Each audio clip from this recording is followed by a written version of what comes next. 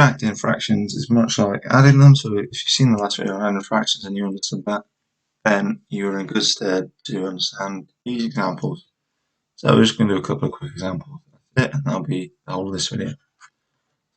3/4 minus 1/3. Remember, to add fractions we need a common denominator, and we need the same here. So I'm going to multiply the top and bottom of this fraction by 3, and multiply the top and bottom of this fraction by 4, so that they're both over 12. So this is 9 over 12 minus 4 over 12. That's equal to 5/12. Okay. Example 2. We're going to look at 4/5. I want to multiply this top and bottom by 2, this top and bottom by 5 to get 8 over 10 minus 5 over 10. That's equal to 3 over 10. Okay, brilliant. And the final example,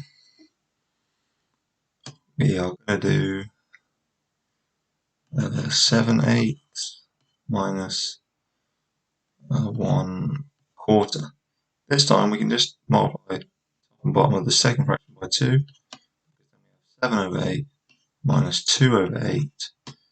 That's equal to 5/8.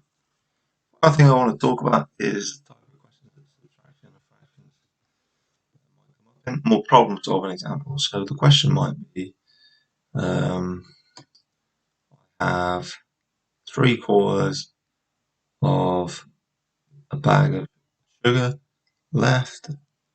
I use 1/5 for making a cake. How much sugar do I have left? In which case you have to do 3/4 minus 1/5. And we will just do this example. So I'd multiply top and bottom of this by 5, this by 4, and then have 11/20 left of the bag of sugar. Okay, that's a type of thing you might get asked, I guess. And the same with adding, multiplying. Multiplying fractions will come from probability, I guess, more as you do that. In a problem solving sense, addition and subtraction will be very similar examples to what I've just gone through there.